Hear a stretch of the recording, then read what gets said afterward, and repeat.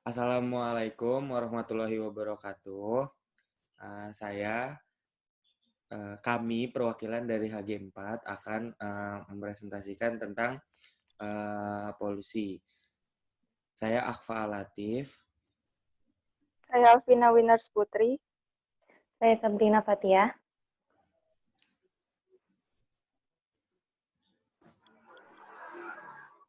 Nah, di dalam outline kami akan membahas tentang pendahuluan, teori, poin-poin penting, dan keterkaitan topik dengan pokok bahasan yang kami akan presentasikan.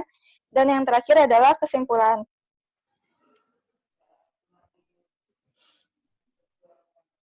Nah, sebelumnya dalam pendahuluan ini kami sebagai HG4 ingin mempresentasikan sebuah wacana tentang polusi udara di Jakarta yang semakin memburuk.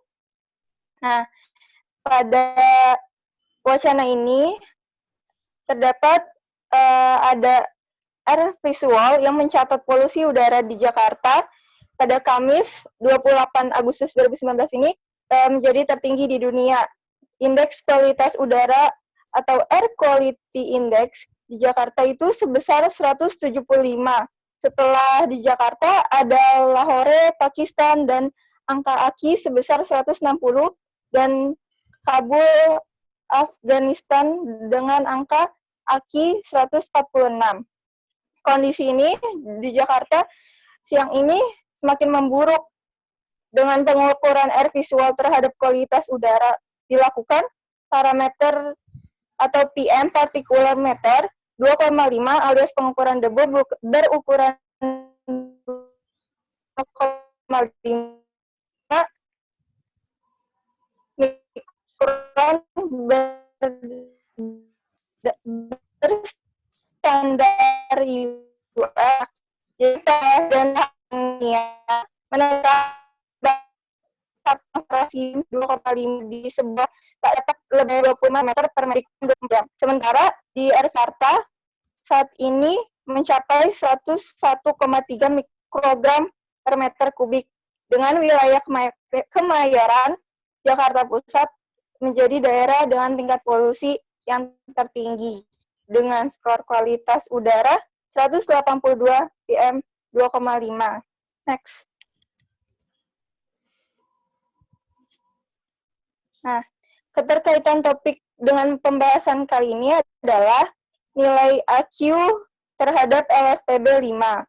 Terus penyebab polusi terhadap LSPB 1 dan 2, keancaman kimia dalam kesehatan masyarakat terhadap LSPB 3, 4, dan 5, serta dampak buruknya polusi terhadap LSPB 3 dan 5, dan juga manajemen untuk mencegah dan mengatasi polusi pada LSPB 4 dan 6.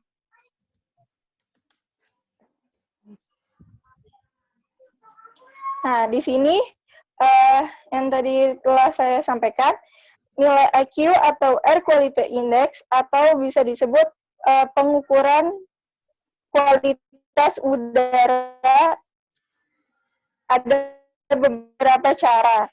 Nah, perhitungan yang kami ambil itu melalui particulate meter. Jadi, salah satu penyebab pencemaran udara adalah debu. Dengan ini, wacana yang PM 2,5 adalah pengukuran debu yang besarnya maksimal 2,5 mikron. Next. Ya, selanjutnya ada penyebab dari polusi udara. Nah, penyebab dari polusi udara ini itu terjadi karena adanya pertumbuhan polusi penduduk. Nah, pertumbuhan polusi penduduk ini merupakan salah satu faktor mengapa bisa terjadi polusi.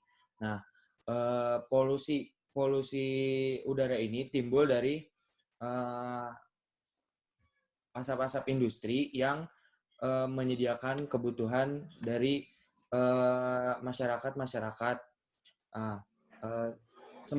Semakin populasi masyarakat bertumbuh, maka kebutuhan yang diperlukan akan semakin banyak, sehingga industri menghasilkan lebih banyak produk-produkannya. Kemudian dengan bertumbuhnya populasi penduduk juga, maka akan semakin banyak pengguna kendaraan bermotor yang asap dari kendaraan bermotor tersebut mengandung karbon monoksida yang dapat menyebabkan polusi udara. Nah,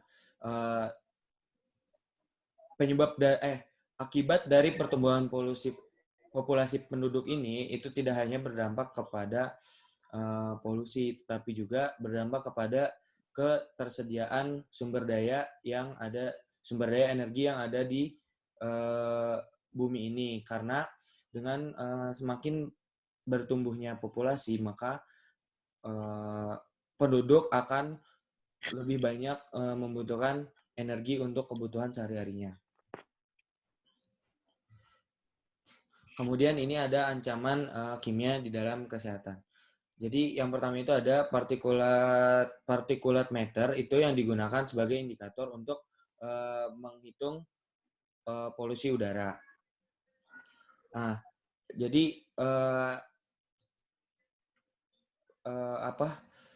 ini tuh terbentuknya dari campuran partikel zat padat dan juga zat cair. Nah, komposisi kimianya yaitu ada sulfat, nitrat, debu mineral, air, dan lain-lain. Nah, ini juga masih dalam ancaman. Jadi, PM ini, particulate matter ini, dapat mengganggu kesehatan. Nah, karena pajanan PM ini itu dapat mempengaruhi kepada sistem pernapasan, yaitu akan menyebabkan radang paru-paru dan juga kanker paru-paru. Nah, kemudian ini juga akan berpengaruh terhadap sistem kardiovaskular karena akan menyebabkan hipertensi dan juga gagal jantung.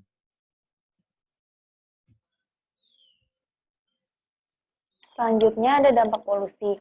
Jadi yang pertama itu pencemaran udara berdampak terhadap tumbuhan. Tumbuhan itu memiliki reaksi yang besar terhadap perubahan di sekitarnya. Gangguan pencemaran terhadap tumbuhan itu ada dua, yaitu gangguan primer dan gangguan sekunder. Gangguan primer itu terjadi ketika sumber pencemaran berkontak langsung dengan bagian-bagian tumbuhan. Hal ini dapat menyebabkan terganggunya dan menutupnya lapisan epidermal yang merupakan sistem penguapan pada tumbuhan. Gangguan sekunder terjadi karena adanya penumpukan pencemaran pada tanah dan air. Hal ini dapat menyebabkan sistem akar ini terganggu. Selain itu, proses alterasi nutrisi juga dapat terganggu. Kedua, pencemaran udara juga berdampak terhadap material. Salah satu contohnya itu adalah timbulnya karat pada logam. Hal ini dapat menyebabkan terlepas dan hilangnya material ini pada permukaan dan dapat terganggunya atau mengubah elektris logam.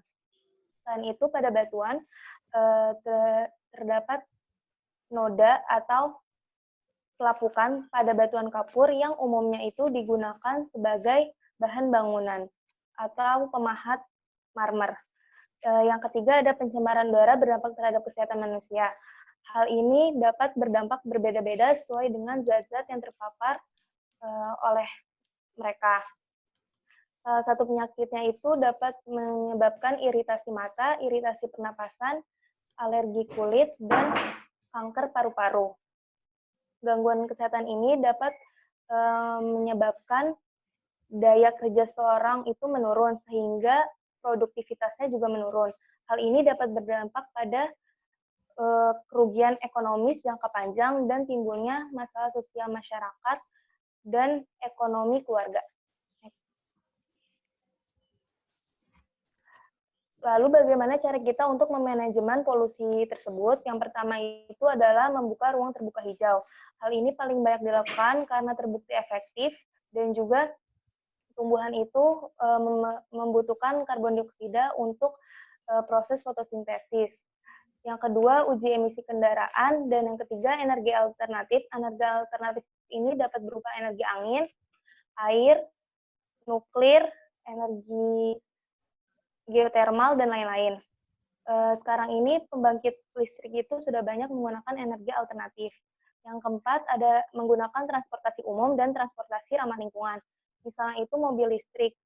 Mobil listrik ini memiliki kelebihan yaitu mengurangi polusi udara dan efek rumah kaca karena dia tidak menggunakan bahan bakar fosil yang menyebabkan polusi udara. Tapi kekurangannya itu adalah dia menggunakan baterai ion litium yang cenderung mahal. Selanjutnya ada pembatasan sumber polusi, yaitu tidak membakar sampah sembarangan dan tidak memakai produk aerosol. Yang ketiga ada pemantauan rutin. Pemantauan rutin ini bisa dilakukan oleh pemerintah, yaitu memantau kegiatan industri besar maupun kecil agar sesuai hukum yang berlaku dan uji kelayakan dan usia transportasi umum.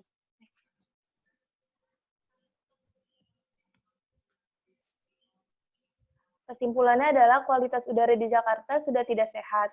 Penyebabnya itu karena kegiatan industri, asap kendaraan bermotor, pembangkit listrik batubara, dan kegiatan rumah tangga. Ini itu dapat berdampak pada manusia, hewan, dan lingkungan, dan dapat dicegah dengan cara mengendalikan pencemaran, membatasi sumber polusi, dan melakukan pemantauan rutin. Sekian presentasi dari kelompok kami. Wassalamualaikum warahmatullahi wabarakatuh.